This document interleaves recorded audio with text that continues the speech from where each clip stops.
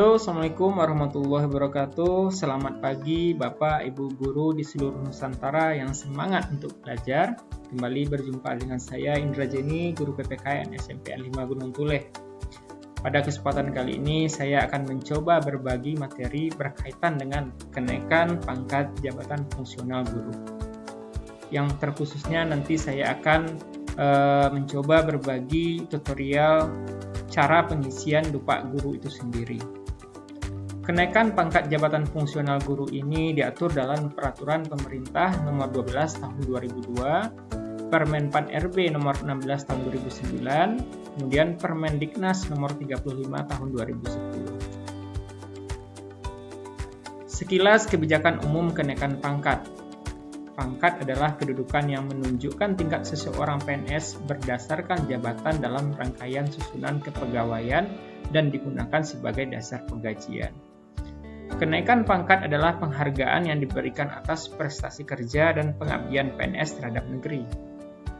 Kenaikan pangkat reguler adalah penghargaan yang diberikan kepada PNS yang telah memenuhi syarat yang ditentukan tanpa terikat pada jabatan. Kenaikan pangkat pilihan adalah kepercayaan dan penghargaan yang diberikan kepada PNS atas prestasi kerjanya yang tinggi.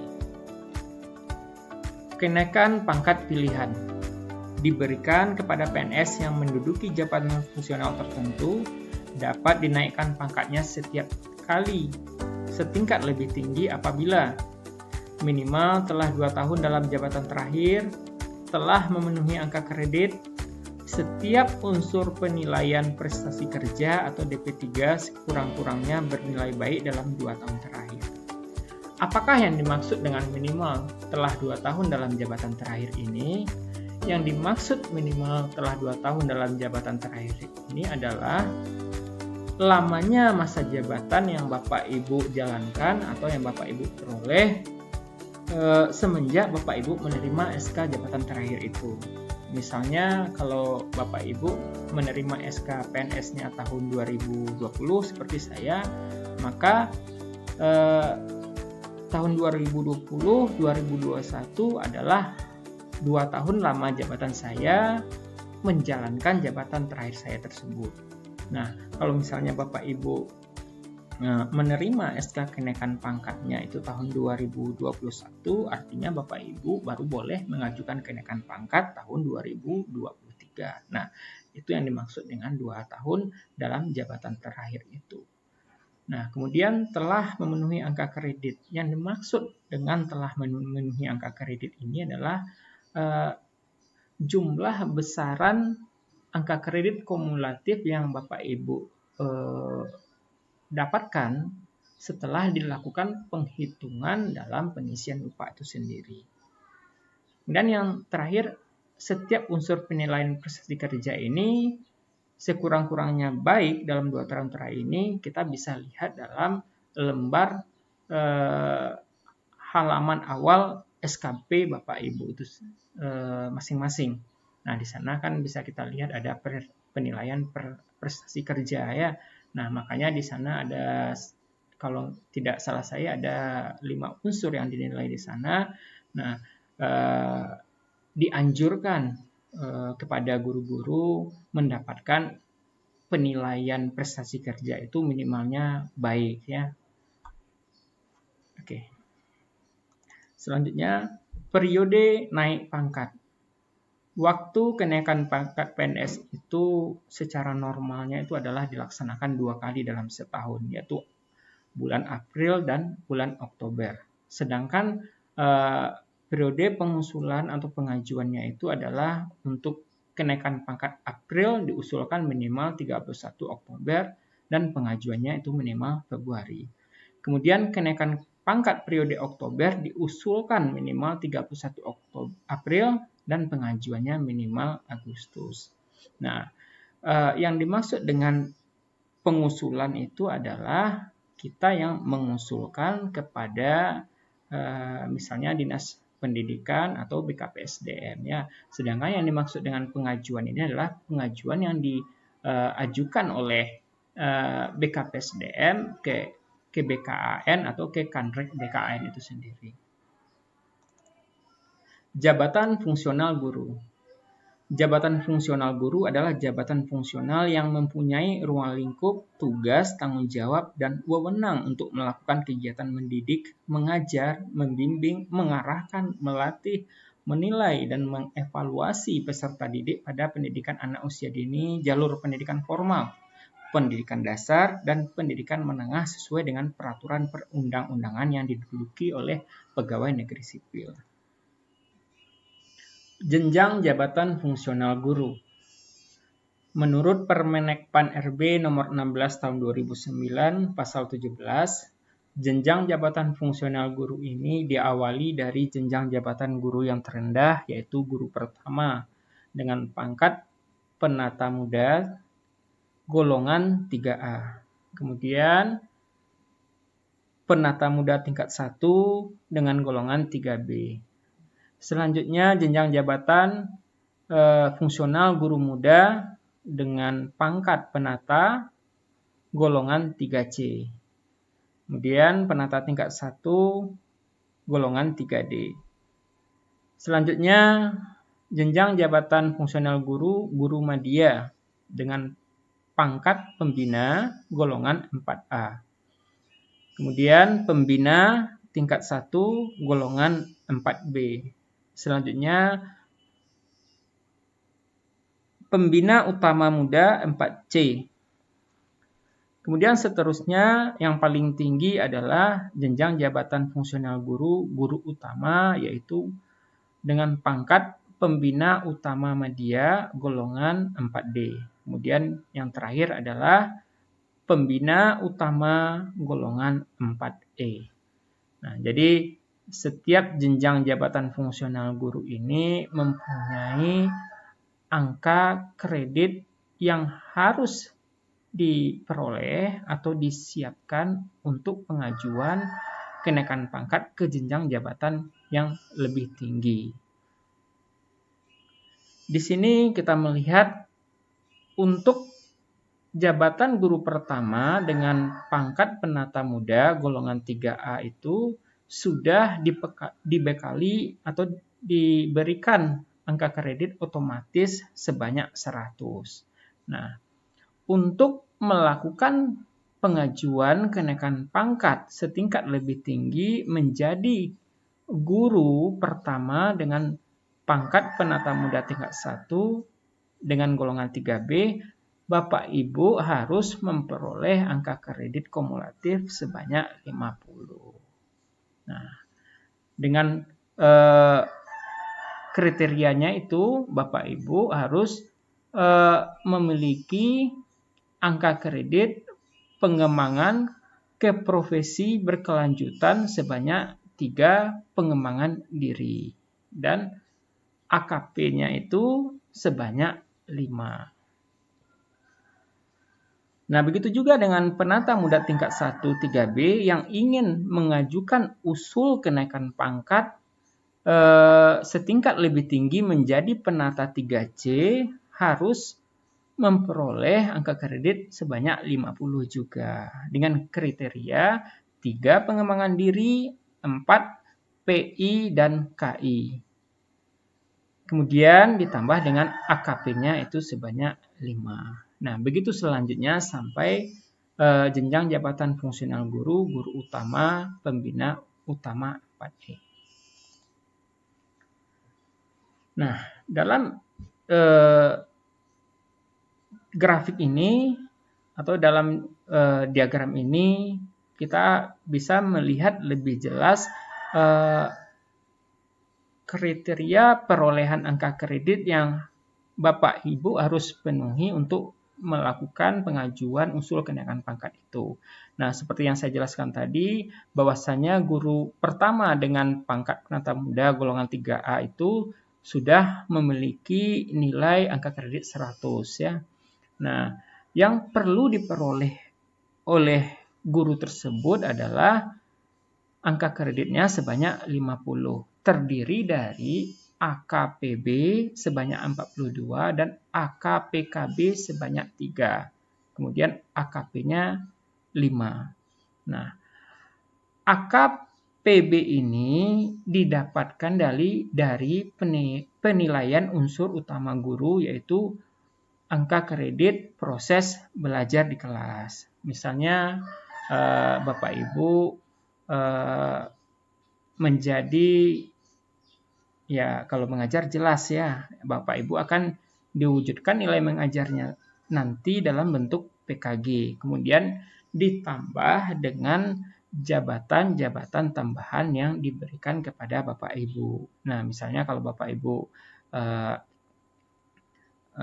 diberikan jabatan sebagai wakil kepala sekolah atau jabatannya sebagai wali kelas, itu akan bisa dihitung sebagai penghitungan nilai AKPB Bapak Ibu itu sendiri ya. Kemudian untuk melakukan pengajuan kenaikan pangkat penata muda 3A ke 3B itu, Bapak Ibu harus memenuhi syarat atau memiliki angka kredit AKPKB ini sebanyak 3. Jadi AKPKB ini adalah angka kredit profesi pengembangan keprofesian berkelanjutan itu terdiri dari misalnya Bapak Ibu melakukan kegiatan-kegiatan seminar atau membuat karya tulis ilmiah atau melakukan temuan-temuan yang sifatnya membantu proses pendidikan ya. Nah, itu minimal Bapak Ibu harus memiliki 3 kegiatan itu. Nah, selanjutnya yang perlu Bapak Ibu siapkan adalah, atau yang angka kredit yang Bapak Ibu peroleh adalah angka kredit dari unsur penunjang. Nah, itu angka kredit dari unsur penunjang ini maksimalnya adalah sebanyak 5. Nah, kalau AKPKB ini itu minimalnya adalah 3. Sedangkan AKP ini adalah maksimalnya 5. Apakah kegiatan-kegiatan yang ada dalam AKP ini adalah, yang dimaksud dengan kegiatan AKP ini adalah contohnya Bapak Ibu mengikuti atau tergabung dalam forum-forum kegiatan MDMP, nah, menjadi pengurus misalnya, atau menjadi anggota, atau Bapak Ibu menjadi pengurus organisasi PGRI atau menjadi anggotanya. Namun besaran nilai angka kredit Bapak Ibu peroleh menjadi anggota dengan menjadi pengurus itu akan berbeda ya. Kalau seingat saya sebagai pengurus itu angka kreditnya adalah 1, sedangkan sebagai anggota itu adalah 0,75. Baik. Kemudian contoh kelengkapan bahan kenaikan pangkat guru. Nah, ini adalah beberapa hal-hal yang harus Bapak Ibu siapkan ketika Ibu ingin melakukan pengajuan usul kenaikan pangkat jabatan fungsional guru itu sendiri. Nah, misalnya kalau pertama itu adalah surat pengantar dari kepala sekolah, fotokopi kartu pegawai, fotokopi SK terakhir, SK CPNS, SK PNS, SK jabatan, kemudian SK kepala sekolah, fotokopi konversi NIP. Nah, fotokopi konversi NIP ini diperuntukkan bagi CPNS yang mendapatkan NIP-nya atau CPNS yang lama ya. Jadi kalau PNS yang baru itu tidak perlu melakukan lagi konversi NIP itu. Kemudian fotokopi SKP tahun 2020, fotokopi SKP tahun 2021. Nah, kenapa SKP tahun 2020 dan tahun 2021 ya? Karena saya ini kan persyaratan yang saya penuhi ketika saya melakukan pengajuan naik pangkat. Nah, saya melakukan naik pangkatnya itu pengajuan naik pangkatnya itu tahun 2022, artinya saya harus melampirkan SKP 2 tahun terakhir saya, yaitu tahun 2020 dan tahun 2021. Kemudian fotokopi Pak terakhir, DUPA asli sampai dengan Juni tahun 2022, fotokopi ijazah, akta mengajar, transkrip nilai, fotokopi izin belajar. Nah, ini bagi Bapak Ibu yang sedang mendapatkan beasiswa untuk belajar ya. Kemudian prolab dikti, ban PT, pengembangan diri, PKG, PBM tiap tahun dari pangkat terakhir asli, fotokopi NUPTK, dan fotokopi SK penunjang, seperti SK mawas ujian, pramuka, dan lain-lainnya. Nah, apakah yang dimaksud dengan DUPA? Nah, DUPA adalah daftar usul penilaian angka kredit itu sendiri. Jadi DUPA ini sangat besar sekali perannya bagi Bapak Ibu yang akan melakukan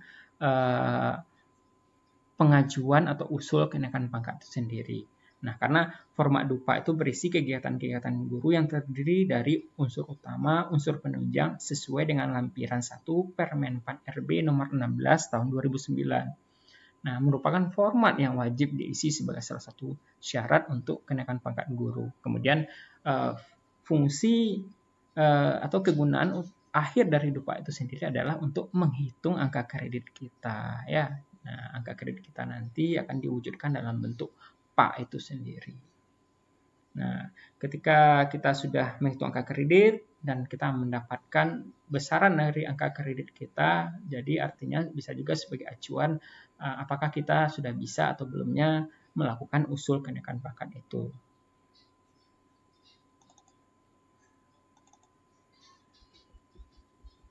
Nah, apa saja syarat-syarat atau dokumen kelengkapan untuk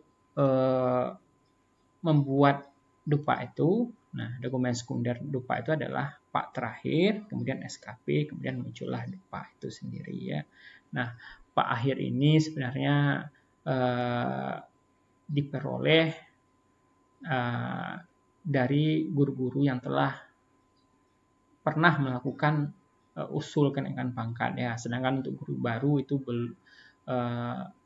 PA terakhirnya itu ya didapatkan dari ketika mereka melakukan usul pengajuan fungsionalnya. Kemudian SKP, ya. Jadi dua dokumen ini adalah dokumen yang sangat perlu untuk melakukan penghitungan DUPA guru itu sendiri. Nah, ini adalah beberapa contoh dari PA, ya. Ini adalah PA yang saya dapatkan ketika melakukan usul pengajuan fungsional guru tahun 2021, ya. Nah, DUPA PA saya dihitung adalah semenjak saya CPNS sampai tahun 2020, berarti 2 tahun di sini, ya. Nilainya saya peroleh adalah 125,5. Kemudian ini adalah contoh SKP, ini SKP dengan format lama, ya, karena sebenarnya ini adalah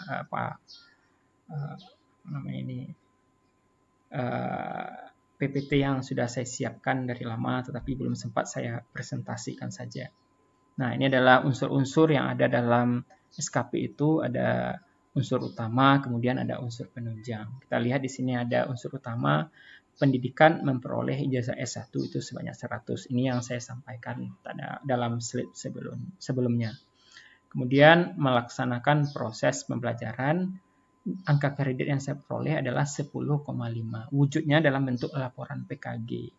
Kemudian melaksanakan tugas lain yang relevan, menjadi wali kelas, membimbing kegiatan ekstrakurikuler. Nah, ini saya memang tidak mendapatkan jabatan itu. Dan selanjutnya pengembangan keprofesionalan berkelanjutan, yaitu kegiatan pengembangan diri mengikuti diklat jabatan prajabatan CPNS Pasaman Barat dengan durasi jamnya itu sebanyak 511 jam. Nah, saya memperoleh angka kredit sebanyak 3. Wujudnya adalah dalam bentuk STTL. Nah, kemudian kegiatan MGMP atau KKG itu belum bisa diisi, ya, karena untuk mengisi kegiatan-kegiatan yang bersifat pengembangan diri ini adalah ketika kita telah mendapatkan atau mengisi jabatan fungsional itu sendiri, ya. Jadi misalnya kalau Bapak Ibu mengikuti seminar atau membuat karya tulis segala macamnya itu belum bisa diisi karena Bapak Ibu diasumsikan belum 100% menjadi seorang guru begitu ya. Nah, kemudian menjadi pengawas ujian sekolah saya tidak pernah ya, tetapi sebenarnya kalau Bapak Ibu ada pernah menjadi pengawas ujian sekolah itu boleh diisi di sini ya. Nah, lagian nilai angka kredit yang diperoleh dari pengawas ujian sekolah ini agak sedikit kecil ya, makanya sebagian guru-guru itu tidak memasukkan unsur-unsur seperti ini. Nah, kemudian menjadi anggota PGRI aktif, angka kreditnya sebanyak 0,75, wujudnya adalah dalam bentuk kartu tanda anggota. Menjadi instruktur K2013 saya tidak pernah menjadi instruktur K2013 ini ya. Jadi kalau Bapak Ibu pernah ya silahkan saja dibuat di sini ya. Ya nanti juga akan berpengaruh kepada angka kredit Bapak Ibu. Nah ini adalah angka kredit yang saya peroleh tahun 2019 itu semenjak saya CPNS ya. Jadi angka kredit yang saya hitung itu sebenarnya adalah sebanyak 2 ya. Kan angka kredit selama tahun 2019 dan angka kredit selama tahun 2020. Makanya tadi mendapatkan perolehan angka kredit total itu sebanyak 125,5 di dalam pak saya tadi. Selanjutnya ini adalah contoh dari format dupa. Nah, format dupa ini lebih spesifik nanti melihat begitu ya seberapa banyak angka kredit yang Bapak Ibu peroleh selama Bapak Ibu bertugas atau menjabat ya. Nah, misalnya kalau di sini terlihat unsur utamanya adalah pendidikan, kemudian ada sarjana 100. Nah, itu lama ya. Nah, barunya tidak ada ya. Kemudian jumlahnya 100 ya. Jadi bagi tim penilai itu akan dibuat di sini 100. Jumlah totalnya 100. Ini adalah format dupa yang saya lampirkan tahun 2020 ya. Nah, akan berbeda format dupa tahun 2020 dengan 2019 ya. Ini adalah sekilas contoh. Nanti kita akan coba membahas atau mengupas lebih jauh tutorial cara pengisian angka kredit guru dalam dupa ini. Baik, mungkin itu yang bisa saya sampaikan pada kesempatan yang berbahagia ini. Kalau ada pertanyaan-pertanyaan nanti boleh dihubungi saya secara langsung ya. Dan pada video nantinya saya akan coba untuk menjelaskan lebih rinci atau menunjukkan tutorial cara pengisian dupa itu sendiri. Nah, kalau ada saya salah kata, saya minta maaf. Saya tutup dengan billahi taufiq hidayah. Assalamualaikum warahmatullahi wabarakatuh.